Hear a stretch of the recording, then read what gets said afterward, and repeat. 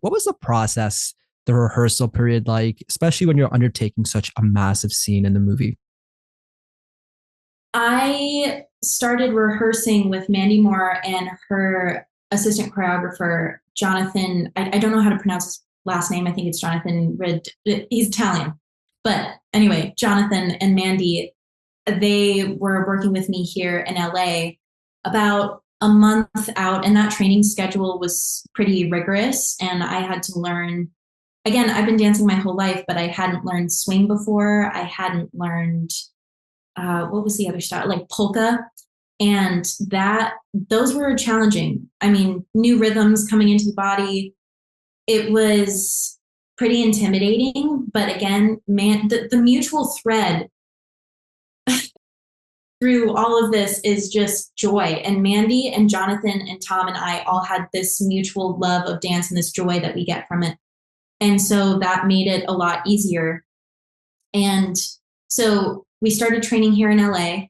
And then 2 weeks before we shot in Alabama, I went to London with Mandy and Taylor, PQ, the drummer, and we rehearsed in London as well for, I think it was like 6 hours a day, just in the studio every day. And then to Alabama, and then we rehearsed again for a week up to shooting. And then the shooting of it, we did it top to tail for 4 or 5 days straight. I forget if we shot it 4 or 5 days, but but I never got sick of it. That was the wild part of this is you hear a song that many times, you do those steps that many times, and it felt new and different. And there were discoveries happening in every take, in every step. And I think that has a lot to do with what Mandy and Jonathan created. No, I swear Tom Hiddleston just seems like the coolest dude on the planet. Like he's such this like supernova of energy, just a great dancer, such a personality. How is it like having Tom as a dance partner and just Tom the person in between those long sessions of rehearsal? He, after dancing for hours, or just he went through so many shirts on set because we were like just sweating the work that we were putting into this dance. Oh my gosh. And he still had the energy in between takes to go to people and be like, hi, I'm Tom, what's your name? Oh, it's lovely to meet you, just to the background, talking them up, and being kind and generous and just giving.